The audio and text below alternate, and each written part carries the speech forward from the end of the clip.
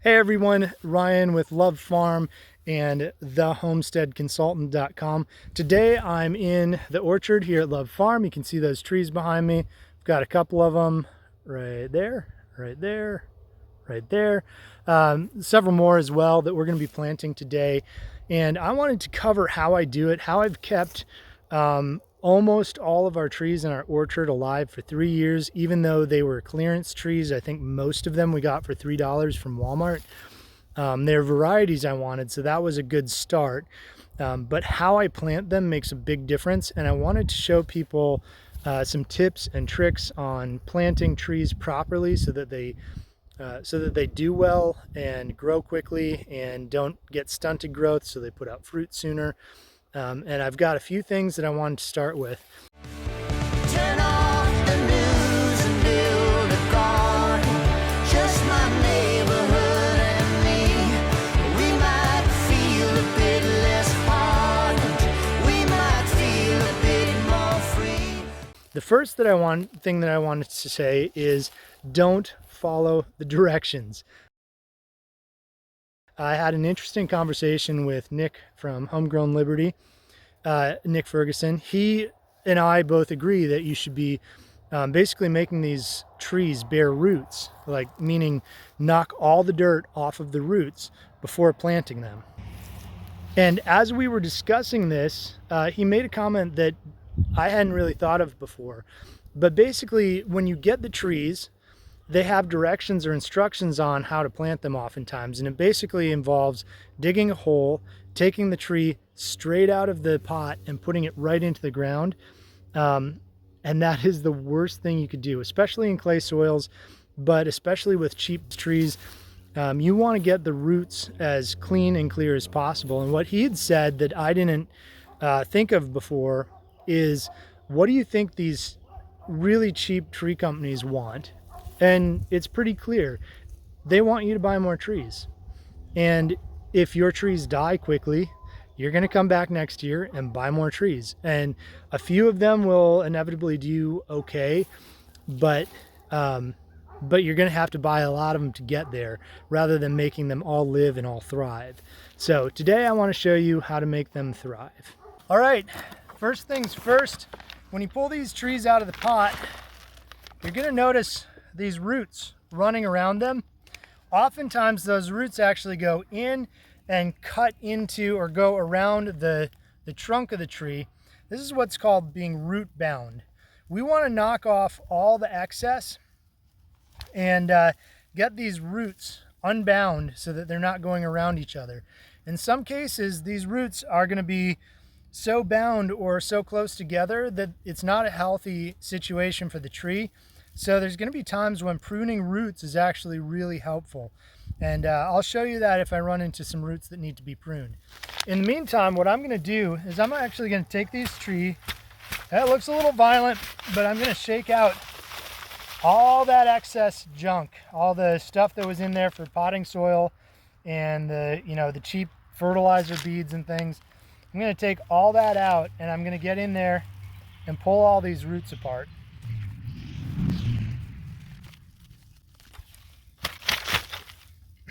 After I've separated them a ways and pulled out all the roots that I feel like might be girdling the trunk and actually choking off the tree, then I'm going to shake it out more.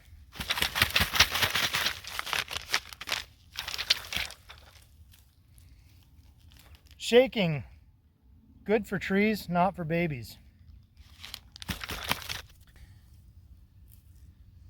So you can see I've got a root that snapped off.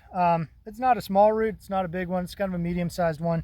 That's totally fine. As I'm pulling this apart, I'm not really worried about that. One thing I've noticed is there were some big roots. These two roots right next to each other, they were quite large.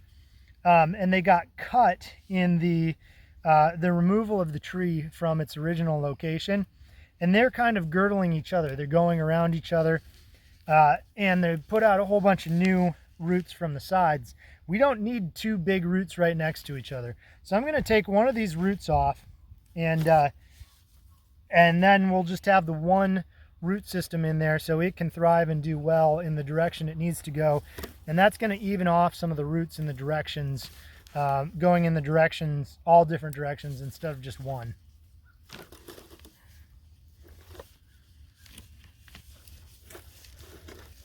So in my case, you could use a pruning shears. I don't like to get my pruning shears in the dirt because then we're going to have more fungal issues. I actually have a small, it's called an ELB or exchangeable blade Gerber knife. I keep it on my pocket. It's one of those things I carry every day. But I can put a new blade on it. I like the hardened blades that have a dark edge where they've actually heated them to harden them and they cut better, especially in this case. And I like to use that to get these roots off. That way I'm not destroying a pruning shears. And it's also something that I just have on my person all the time anyways. So you can see in there where I took one of those roots out, there were two that were just wrapped around each other. That'll help this tree do a lot better. The next thing I wanted to mention is the hole that I'm putting this tree in. I pre-readied this hole. It's quite a bit larger than the root mass of the tree. I'm planting in clay soil, so this is more important here, but it's also important really anywhere. Clay soil just accentuates the need for it. I'm getting rid of all the potting soil that was with it. I really don't want that in this hole. And especially when I'm dealing with clay, if I put the tree in with all the soil that was with it before, what I end up doing is creating an issue where water can get into this hole, but because it's clay, it can't get out. So that's why I primarily use clay to pack back in around the roots of the tree.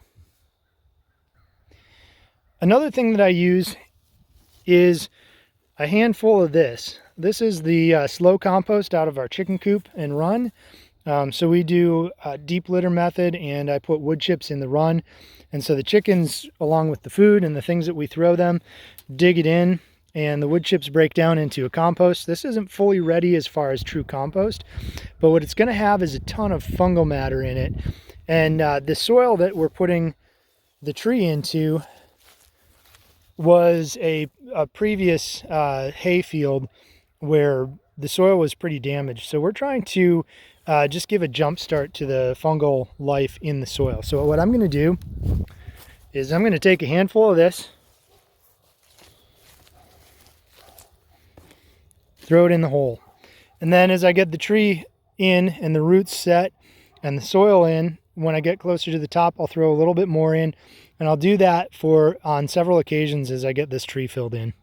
Now that I've got my hole dug and my compost in the bottom of the hole, I'm going to put the tree in and start filling in around it. Now, you're going to have some of these longer roots, and on some trees you're going to have even longer roots that might be quite long that you pulled out from that bundle. What you're going to do with those is you're going to pull those out as you fill in. I'm going to start with the tree a little bit lower than it's going to end up, and I'll show you the reason in a few minutes.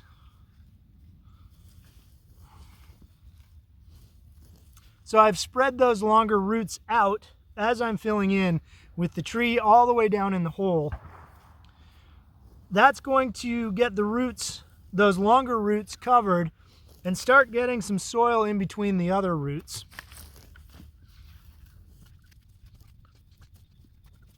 So now I'm actually packing in the soil in around some of the roots, even though the tree's still lower than I'd like it to be. And you should be able to see from there, oh, it's Jack, from that vantage point, that the tree's still down in this hole quite a ways. When we finish, we want the crown, that's those first couple of roots, to be just above the ground level. So I'm actually going to start shaking this gently and bringing it up. And what's happening as I do that, yeah, hi buddy. What's happening as I do that is the longer roots are staying towards the bottom and being held down by the dirt. And some of these roots that were kind of still a little bit bound are getting pulled down with the dirt as I go. Jack, seriously? Yeah? Okay. So I'm going to keep lifting this up a bit,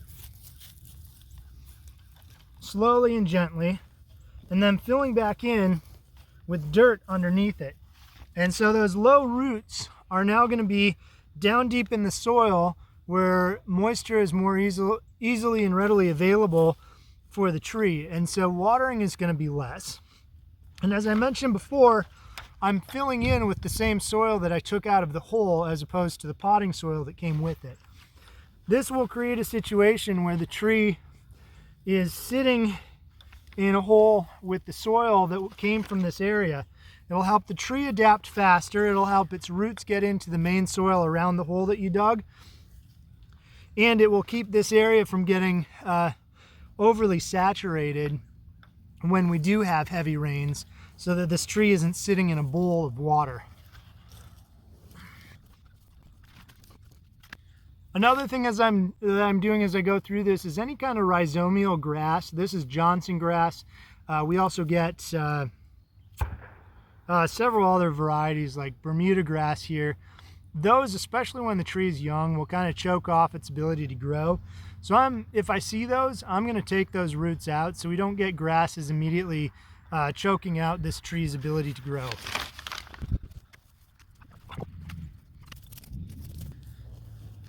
I'm taking another handful of compost to put in here before I finish filling it. Again, I'm trying to increase the fungal life in the soil and try to get the both the soil around the tree, like all the soil around the tree, as well as the roots established with a fungal dominance. And this is really going to help that soil life take off.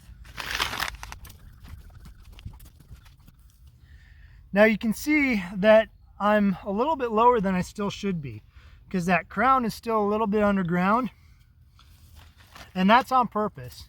Now what I'm going to do is like what I did before, pull it up, just shake it a little bit as I pull it. And that gets that crown right here above the ground. I'm going to put a little bit more dirt in a couple of spots. I'll pack it in, add some more soil, and then I'll be done other than watering. So that's pretty much it. The tree is now planted. You've done the right things that it needs to grow well and be healthy. So now keep it watered. Your watering will be less than if you did it any other traditional way, but you still need to keep it watered consistently.